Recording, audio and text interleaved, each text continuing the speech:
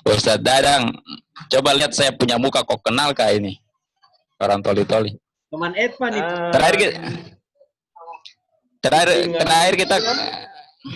Terakhir ketemu di Luwuk konferensi waktu kamus yang naik.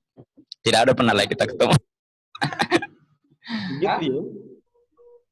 Jadi dulu itu saya lihat Ustadz Dadang ini ceramah di atas podium. Mohon maaf nih. Ini luar biasa. Tapi waktu di Jakarta kenapa orangnya jadi pengusaha di Surabaya nih? Waduh. So selesai ini acara? Belum. Baru mulai mati-mati. Ini sudah saya kasih tahu ini Kakak Mirsa toh. Ini kan gratis. Jadi beberapa teman-teman itu yang sering bikin Zoom pasti berbayar, seperti seminar-seminar yang punya kualifikasi bagus lah, seperti orang-orang yang apa namanya pasti berbayar. Dan berbayar itu misalnya berapa hari ke depan, seminggu atau di 2 minggu. Tidak mungkin dipakai Zoom itu setiap hari, kan nggak mungkin. Dan itu pasti kita bisa pinjam. Kadang misalnya kita tanyalah, nah, tanggal hari ini atau hari apa itu kosong nggak dipakai, pinjam akunnya biar bisa unlimited gitu. Siap.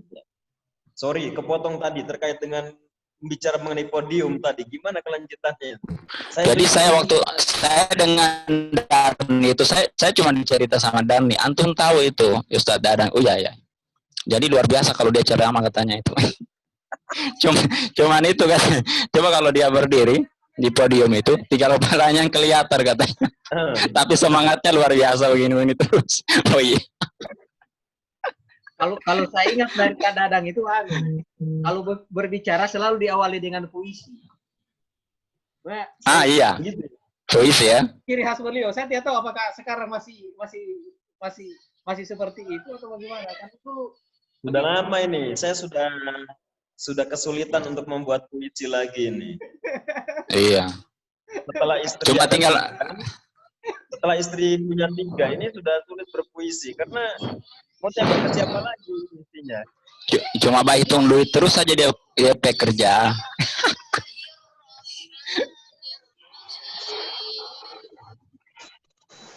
Jadi komio di mana sekarang? Di Depok. Jadi jadi kalau di Jakarta, kalau lagi Jakarta telepon saja, nanti saya datang. Saya lagi di Jakarta sekarang. Waduh. Jadi dulu tahun Aldi kan, Sumatera Utara. Jadi pernah saya ketemu itu waktu acara 212 itu. Nah, ente kenal Dadang? Oh iya, kenal. Tapi saya jarang ketemu, cuman waktu konferensi saja. Nah, itu katanya alumni SQ. Cuman oh gitu saya bilang. Iya, cuman dia larinya ke Surabaya jadi ketua di Jawa Timur. Oh, luar biasa ini kita sampai sekarang cuma begini-begini. tapi luar biasa. Naldi benar-benar bergerilya tuh, gerilya kota lah dia di Jakarta. Sekarang. Masih jadi Leuman juga di yayasannya Ustadz Hasbi itu siapa? Iya, Habib. Iya yang penceramah itu. Iya. Dulu baku Mubin dengan siapa kali Ngabalin. Cuman kayaknya ada gejolak internal tuh. Iya. Saya tidak tahu bagaimana cara. Saya pernah diajak masuk. Enggak, saya bilang. Enggak mau sih. Saya dengar udah pecah.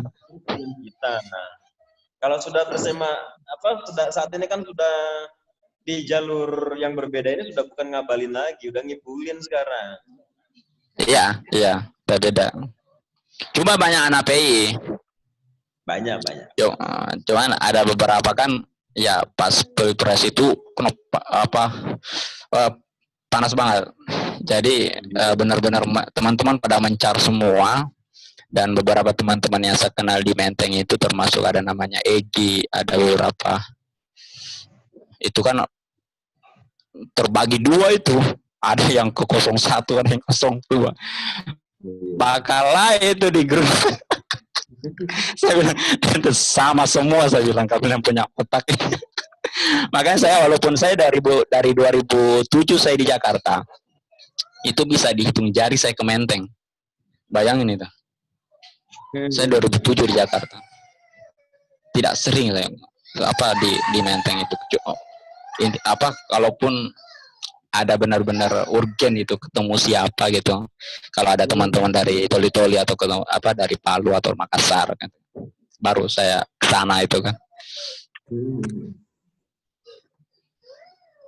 Jadi begitu kira-kira.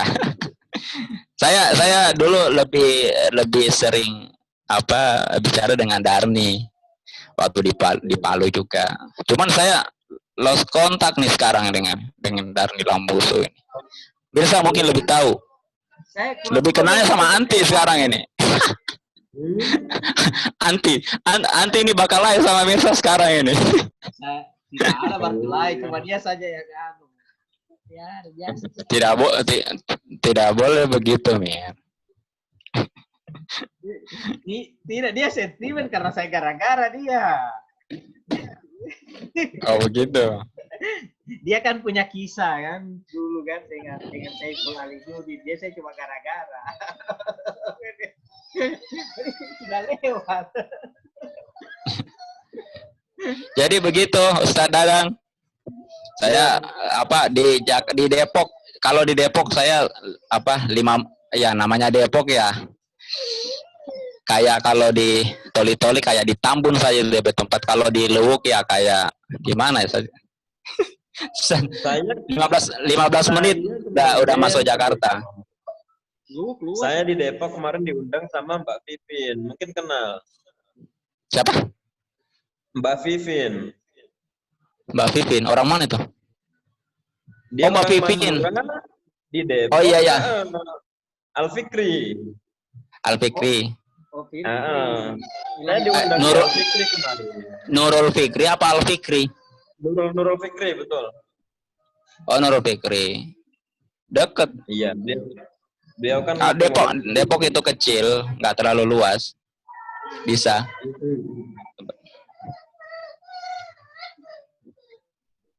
Siap. Kabari saja kalau lagi ini. Berapa lama di Jakarta? Saya malam ini langsung ke Bandung. Oh gitu. Bandung besok pagi ke Sukabumi. Ke Sukabumi, Cianjur besok. Nanti kontak-kontak aja ya kalau Ustaz Dadang kalau lagi kosong. Nanti kita merapat lah. Jadi kalau dikirimkan WA-nya nanti. Saya belum punya nomor antum ini. Wah, sudah antum tidak merasa itu. Antum sudah save saya punya nomor. Cari saja di grup. Sudah Sulteng. saja. Rusdi. Siapa yang mau mulai chat duluan? Masalahnya makomnya Ustadz Dadang itu beda sama kita, Mir, itu bedanya. Jadi kita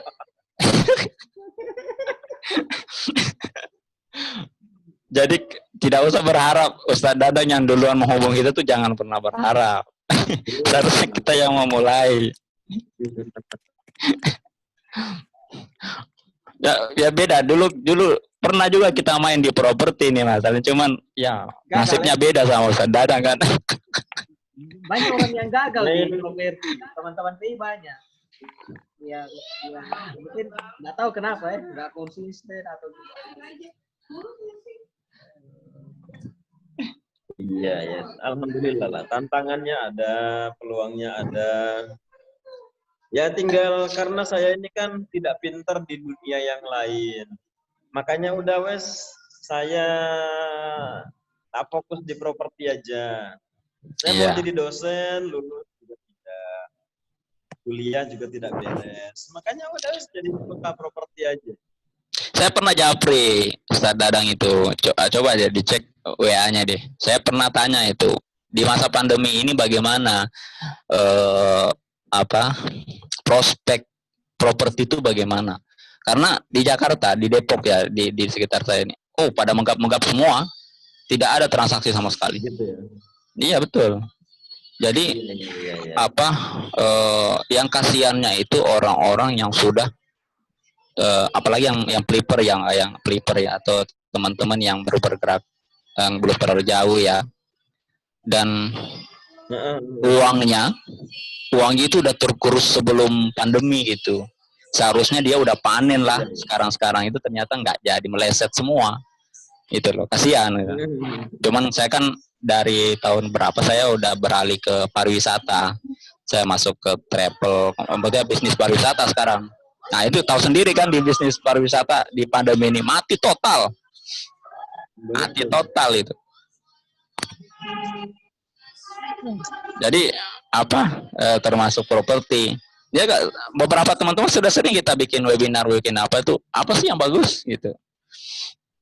Yang paling aman ya bikin bisnis alat kesehatan atau food processing atau makanan jadi selama. Wah, kalau mau itu semua perusahaan-perusahaan yang pernah ketemu teman-teman yang punya perusahaan, yang punya karyawan 50 sampai 100 orang lebih. Wah, itu daripada gulung tikar kan beralih gitu. Ini harus pinter sekarang, harus segera, nggak bisa cuman nonton doang. Ya bagaimana mau hidupi karyawannya kan? Wah, habis-habisan orang-orang sekarang. Apalagi benar-benar ketergantungannya di situ ya. Ketergantungan kehidupannya di sana itu benar-benar bahasanya kita kayak nabrak tembok gitu ya. Bagaimana sih orang-orang yang ketergantung hidupnya tahu-tahu jatuh itu tidak bisa sama sekali ngapa-ngapain gitu. Itu sebenarnya kalau saya sebenarnya mau bicara itu dulu, saya chatting, coba dicek, ada tuh saya japri tuh ke Ustaz Dadang itu. Saya sebenarnya mau cerita itu. Ya kalau pas di Jakarta coba nanti kita ketemu deh ngopi. Sekarang belum bisa ngopi-ngopi di mana. Di Depok belum sebebas ini ya, belum terlalu bebas juga sih kita nongkrong di mana gitu. Walaupun ada beberapa tempat yang bisa. Kalau di Jakarta saya sering di Kalibata City di bawah. Nah itu paling representatif banget itu tempat ketemuan karena dia Direktur keuangan saya itu orang Depok. Kemarin kita jemput dari Surabaya itu pakai mobil. Gitu. Jadi kalau saya begini, kalau saya punya keyakinan yang terbalik. Dan alhamdulillah efek dari keyakinan itu kemudian saya di masa pandemi ini masih bisa nambah karyawan. Wah, luar biasa. Saya masih bisa menciptakan penjualan. Saya masih bisa memberikan THR lengkap, bahkan bisa memberikan bonus. Gitu. Karena keyakinan saya berbeda. Saya bilang pandemi ini adalah skenario yang Allah buat untuk saya menjadi orang terkaya di Indonesia, saya bilang. Sehingga kita tidak boleh kalah. Mindsetnya nggak boleh sama dengan para pemain yang lain. Iya, mindset, mental, dan keyakinan itu akan mempengaruhi pola pikir, pola tindak, pola organisasi, pola penataan manajemen SDM, dan lain-lain. Makanya saya punya keyakinan, saya balik, saya bilang. Orang bilang masa sulit, iya betul masa sulit buat dia dan masa mudah buat saya. Memang kan caranya tidak boleh menggunakan cara yang sama pada umumnya. Karena cara yang sama pada umumnya udah terbukti susah, terbukti sulit. Berarti kita butuh kreativitas, inovasi. Ustadz Dadang pernah kenal ya, udah videonya banyak tuh, siapa? Bosman Mardigu ya. Bosman Mardigu bener-bener bikin di Jakarta tuh bikin gila orang, bener. Dan saya pernah ikut beberapa webinar ya. Jadi diskusi seperti ini, diskusi bebas ya. Ada pengusaha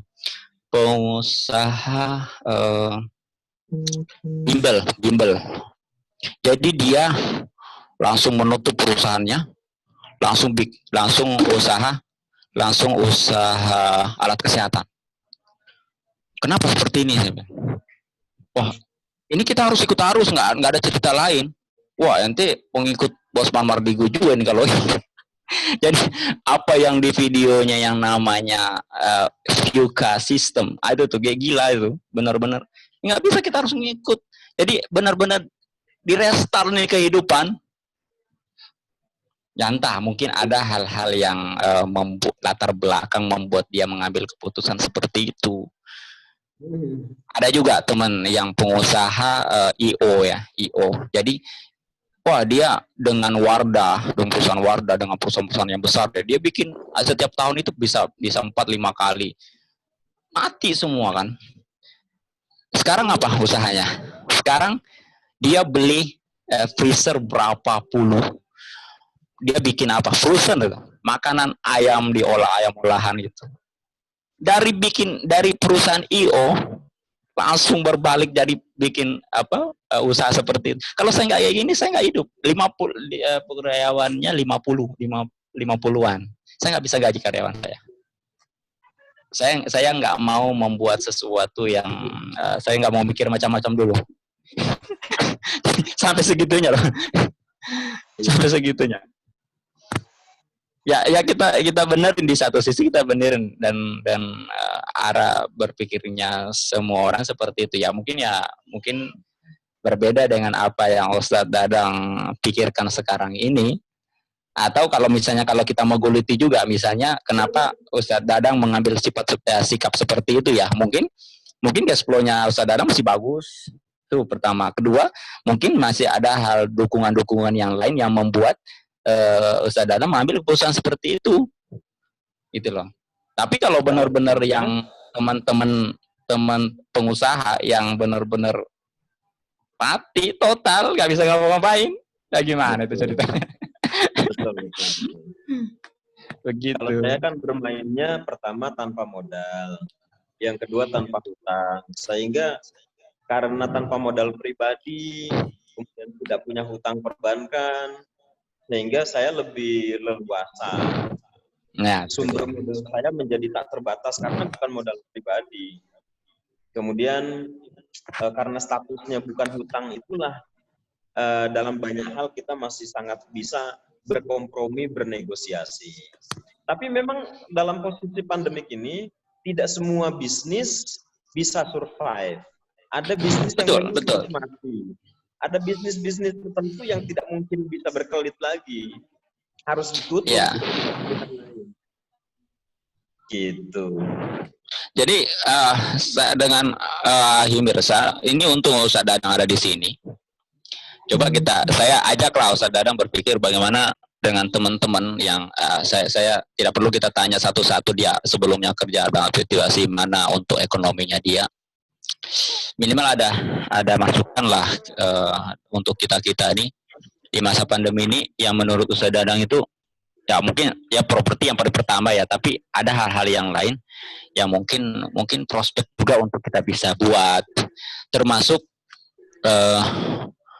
karena ada ria-ria kecil, maksudnya ada niatan lah, ada pembicaraan beberapa teman-teman bagaimana mengaktifkan PII di toli-toli kembali, bagaimana bisa rame lagi kegiatan aktivitas, tapi bagaimana daya dukung finansial itu ada, gitu loh. Kita tidak berbicara dengan teman-teman yang sudah bagus kehidupannya, mungkin dia PNS atau ada pengacara atau ada advokat, ada sandi, ada teman-teman yang sudah bekerja di kantoran. Kita mungkin itu dia udah ada comfort zone ya, sudah nyaman dah. Tapi teman-teman yang masih bergelut dengan wirausaha seperti Eko itu luar biasa, itu sosoknya luar biasa itu menurut saya. Itu ada hal-hal yang apakah kita butuh sesuatu yang dari Ustadz Dadang, masukan gitu, apa yang mesti kita lakukan, itu globalnya ya, mungkin lebih detail lagi ya, mungkin ada tambahan waktu ya, bagaimana bisa kita daripada nanti ada yang mau dibicarakan nggak? Kalau misalnya tidak ada, mumpung di sini Ustadz Dadang ada, boleh lah, walaupun cuma berapa orang ini, cuma 4 orang ini. Mungkin sambil jalan, lain kan mungkin karena pakai paket data, mungkin habis paketnya. Jadi kan kita juga tidak bisa menggunakan. Itulah. Kalau saya kan mungkin yang lain kan faktor mungkin wifi kan. Jadi mungkin lebih. Nah, termasuk informasinya juga Ustaz Dadang ya. Ini Mirsa ini kan S2 ya, S2 S3 di IPB sih. Ya, Mirsa. Udah dokter berarti antum ya? Belum, masih. Belum. Nah, tapi untuk informasi saja Ustadz Dadang ini, jadi di Toli-Toli ini Ustadz Mirsa lagi menggiatkan kelompok tani gitu loh untuk ketahanan pangan ya, luar biasa kalau menurut saya. Jadi orang-orang di bagaimana dia bisa bikin hidroponik ya, Amir saya. Tapi kalau belum, mungkin ada di pekarangan saja yang biasa. Belum ke. Tapi secara ini ya artinya prospek ya, maka prospek kalau menurut saya itu. Nah, teman saya di Depok itu rame loh itu, Mas. Ya. Hidroponik itu prospek. Kalau masa prospek banget. Teman-teman di Depok, banyak teman-teman saya di Depok itu, wah udah luar biasa. Hampir setiap hari itu dia udah paketin kalau orang mau bikin seperti ini harganya sekian loh. Itu luar biasa loh. Dan dia bikin pertemuan itu sampai 20 orang, 30 orang. Itu bayar. Itu bayar. prospeknya sangat ini apa? Tapi kalau mau di Toli-Toli atau di Sulawesi Tengah lah, bagaimana? Kalau di Toli-Toli, mungkin kalau yang Sulteng mungkin Palu ya. Karena kan kalau hidroponik kan dia menyisir kelas menengah ke atas. Kalau semacam di Toli-Toli ya paling lebih suka makan sayur di pasar saja, pasar tradisional. Karena ya begitu, kalau hidroponik kan mahal ya. Yang membuat mahal kan nutrisinya dan lain-lain ya. Jadi dia juga perlu, makanya dia hanya menyasar kelas menengah ke atas lebih kalau hidroponik. Saya Dadang, jadi gini Dadang, saya tuh dulu kalau bicara bisnis ya, saya ada satu poin yang dimana sampai sekarang masih saya percaya bahwa itu sangat mumpuni. Contoh misalnya kolaborasi bisnis. Kolaborasi bisnis contohnya seperti ini. Contoh yang bersentuhan dengan Ustadz Dadang lah. Taruhlah ini bisnis properti. Kita laku satu rumah misalnya kan. Sekarang masa pandemi ini. Tertarik nggak orang? Anda beli satu rumah, Anda kita sediakan paket, bukan paket ya, disediakan di pekarangan Anda dengan ukuran 1x2. Kita siapkan untuk Anda hidroponik yang di bawahnya ada pelihara ikan. Orang tertarik nggak kira-kira? Oke. Kebayang, itu kolaborasi bisnis loh. Dan itu mungkin orang akan poinnya ketahanan pangan. Anda dapat rumah, Anda bisa bertahan dari sisi pangan. Iya, jadi gini, kalau mau dikolaborasikan terkait dengan hidroponik ataupun pembudidayaan ikan dalam konsep tadi, penawarannya jangan ke user, langsung ke developer. Bahkan kalau developer, tapi langsung ke asosiasi developer. Jadi tembakin pucuk-pucuknya itu. Sederhananya gini, yakinkan mereka tentang konsep ini memberikan nilai jual yang lebih besar, maka nanti developer yang akan menjual dalam bentuk paket gitu kan. Sederhananya saya misalkan, dan ini termasuk yang sedang saya kerjakan juga. Ini disupport oleh pakar lainnya gitu kan. 1000 unit gitu. Saya punya 1000 unit perumahan yang sudah laku, yang sekarang sedang proses bangun di Sidoarjo, Jawa Timur. 1000 unit ini dalam bentuk paket lengkap kita jual. Nah, jadi kita yang jualan. Jadi mitra kita yang sudah kerjasama terkait tadi menyiapkan seluruh sarana prasarana infrastruktur. Kita sudah deal harga, kita sudah deal cara instalasi dan lain-lain. Itu malah jauh lebih enak, jauh lebih mudah. Ini bicara mengenai kolaborasi. Sehingga penjualan kita hitungan tahun itu adalah hitungan makro, hitungan besar gitu kan. Makanya target kita. Saya pikir begini, bukan jenis bisnisnya yang masih harus dibicarakan di teman-teman PII, bukan jenis bisnisnya, tapi mengenai mental dan mindset-nya. Kalau mental dan mindset-nya keliru, bisnis apapun juga punya masalah, punya kesulitan, punya kendala. Kan gitu. Properti ini kalau bicara mengenai masalahnya, Masya Allah gitu kan. Cuma kalau mindset-nya udah bener, mentalnya udah bener, insya Allah. Orang bilang properti di masa sulit, ya nyatanya saya 2019 bisa menjual ribuan unit, 2020 masa pandemi saya masih bisa jualan, gitu kan. Luar biasa. Mentalnya harus dibangun, mindsetnya harus ditempatkan, kemudian juga termasuk misalkan begini, kalau kita sudah berpikiran bahwa aduh hidroponik ini susah untuk dijual di toli-toli karena segmennya untuk menengah ke atas, ini sudah berat duluan kita belum berperang udah berat duluan secara mental. Dengar tuh Mirza. Mentalnya adalah ini produk yang dibutuhkan oleh masyarakat. Hidroponik adalah solusi yang diperlukan oleh masyarakat dengan segala kesibukan, dengan segala keterbatasan ruang, dengan segala keperluan dan kebutuhan. Ini adalah solusi kebutuhan. Tinggal bagaimana caranya kita mengurai sehingga yang mahal itu terkesan murah. Nah, kalau mindsetnya udah tepat, tidak terasa kita ini menjual, seperti halnya begini, saya menjual rumah 500 juta per unit. Di sebelah ada yang jual 300 juta dengan tipe yang sama, bersebelahan perumahan. Tapi saya dengan percaya diri mengatakan rumah saya paling murah, hanya 500 juta, di sebelah lu 300 juta. Kok bisa? Orang yang harganya jauh lebih mahal mengatakan punya saya jauh lebih murah dibandingkan sebelah gitu kan. Sebelah lu 300 juta. Orang sampai bingung. Kok bisa lebih murah, Pak? Tuh, jalannya beda. Punya saya 10 meter, punya dia 6 meter. Fasilitasnya beda. Kualitasnya beda. Posisinya beda. Dokumennya beda. Jadi punya saya, dihitung-hitung murah. Oh gitu. Sama hidroponik. Hidroponik juga begitu. Kita harus mampu membangun emosional orang bahwa ini murah. Padahal barang itu secara kalkulasi matematika mahal gitu kan.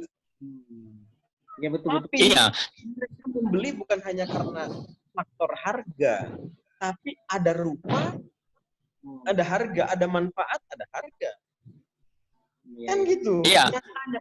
HP yang sama, mungkin dengan spek yang sama antara Apple, Samsung dan HP Cina gitu kan. Kenapa harganya bisa jauh berbeda? Tapi Apple ya tetap aja diburu orang. Karena mereka mampu merasionalisasikan bahwa ini murah. Dengan spek dan kualitas yang memang diperlukan oleh kita gitu kan. Nah, ini jadi seperti itu. Betul, kita butuh untuk kemudian menyamakan persepsi dulu mengenai peluang, mengenai bisnis. Kalau jenis bisnisnya itu saya pikir nyatanya hidroponik banyak yang sukses. Orang jualan laundry banyak yang sukses, orang bikin skincare banyak yang sukses, penjual bakso banyak yang bangkrut, gitu kan? Penjual somai yang tentunya juga dibutuhkan masyarakat banyak juga yang bangkrut. Nah, kenapa mereka sukses? Kenapa yang lain gagal? Ini sesuatu hal yang cukup menarik, penting untuk kemudian kita pelajari lebih dulu sebelum menyalahkan dan memvonis bidang ini cocok, bidang ini tidak, bidang ini prospek, bidang ini lagi mau mati gitu kan? Iya. Padahal dari dulu itu bisnis bakso itu udah ada. Dan hidroponik baru. Oh gitu. Satu lagi bisnis radio. Bisnis radio hari ini jatah kue iklannya itu betul-betul drop habis. Betul-betul orang bilang sudah tidak menarik, tapi nyatanya kayak di Surabaya, ada Suara Surabaya, 1 jam iklan itu 26 juta. Saya mau iklan bulan Juli itu sudah belum tentu dapat waktu, dapat slot. Nah, maka Iya, slot. saya sudah beli radio ini di Luwu. Beli radio di Luwu, dan saya mau poles, kemas, dan saya yakin bisa hidup, bisa Oh, besar, bisa tumbuh. itu sedang punya itu ya. Cari Iya. penyiar itu. Iya, alhamdulillah sudah punya saya, alhamdulillah. Alhamdulillah. Nah, Kaget saya. Tiap hari ini kadang-kadang Sehingga promosi. Nanti di Luwu, teman-teman PII bisa, ayo yang punya bisnis, yang mau bisnisnya dipublikasikan, ayo bersama kita, nggak apa-apa, gratis kan. Luar biasa. Gratis kan itu Bisa jadi promosi. Makanya Ustadz Dadang ini setelah di Surabaya ke Jakarta saja.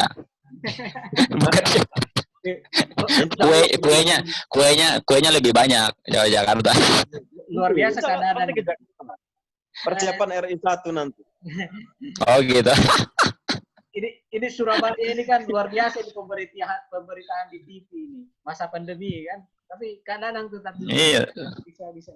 So juara 1 sekarang COVID-nya Surabaya itu. Iya, betul. So kalah Jakarta. Sudah kalah. Tapi orang yang pertama kena COVID itu dekat rumah saya tahu. Di Depok itu dekat rumah saya itu. Makanya saya keluarga langsung ditelepon. Bagaimana? Waduh, kaget saya. Makanya Ustadz Dadang ini ya info ya kalau di Jakarta. Siap. Insya Allah kita kabar-kabar. Siap. Mirza, bagaimana Mir? Oke, sip. Mirza udah terlanjur mengkampanyekan diri maju ke Toli-Toli 1. Toli-Toli 1. Layar sudah berkembang, pantang mundur ke belakang. Iya, kan Kak. gitu toh. Gimana perkembangannya? Ini masih apa? Kalau di Toli-Toli itu baru satu yang percaya diri maju itu. Kandidat yang lain kan masih ada kandidat tapi belum menemukan pasangan yang pasti. Anda tahu? Ada pollingnya sekarang itu Mir. Ada yang bikin polling. Iya. Kalau bisa Mirsa itu bikin polling. Masih masuk nama ente di situ 1.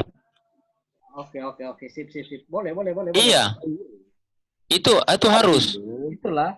Artinya kalau saran saya ke Mirza gini.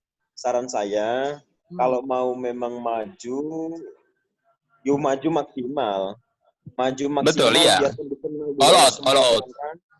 All out. Iya. Itu udah media sosialnya dimaksimalkan. Kemudian juga biarkan orang tahu dulu kan gitu toh. Bisnis kan yang penting orang tahu dulu. Iya. Setelah tahu baru kemudian suka. Setelah suka baru kemudian pilih.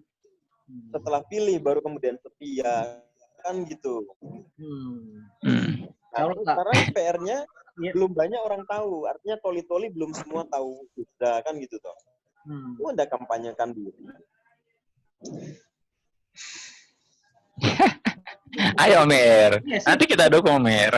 Ini kalau sudah ada, saya banyak sekali begitu teman-teman angkatan itu lebih banyak mendukung, mensupport doa, semangat.